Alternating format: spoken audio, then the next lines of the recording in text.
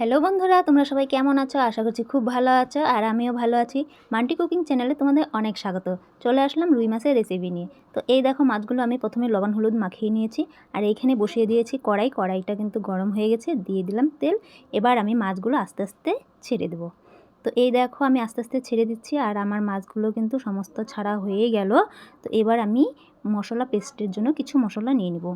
তো এইখানে নিয়েছি আমি আদা, রসুন আর কাঁচা লঙ্কা। তো এগুলোকে আমি ভালোভাবে পেস্ট করে নেব।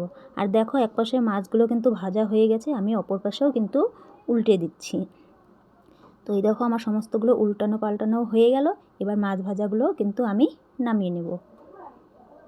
আর এই কড়াইতেই দিয়ে দেব কিছুটা পরিমাণে সাদা জিরে আর দিয়ে দেব পেঁয়াজ কুচি। তো এবার পেঁয়াজ কুচিটাকে আমি হালকা লাল লাল করে কিন্তু ভেজে নেব।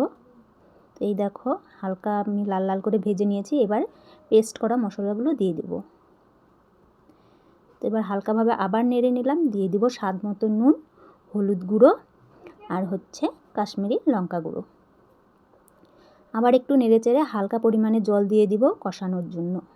তো এই দেখো, আমি হালকা পরিমাণে জল দিয়ে দিলাম কষানোর জন্য।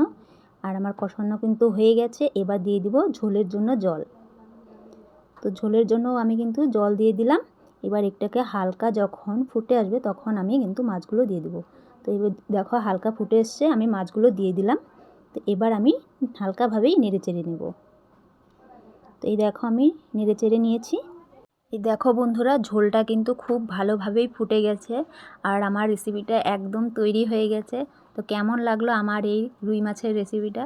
যদি ভালো লেগে থাকে তাহলে কিন্তু অবশ্যই লাইক, কমেন্ট, শেয়ার করে আমার পাশে থাকবে আর আমার চ্যানেলটি সাবস্ক্রাইব করে দিয়ে আমার পাশে থেকো।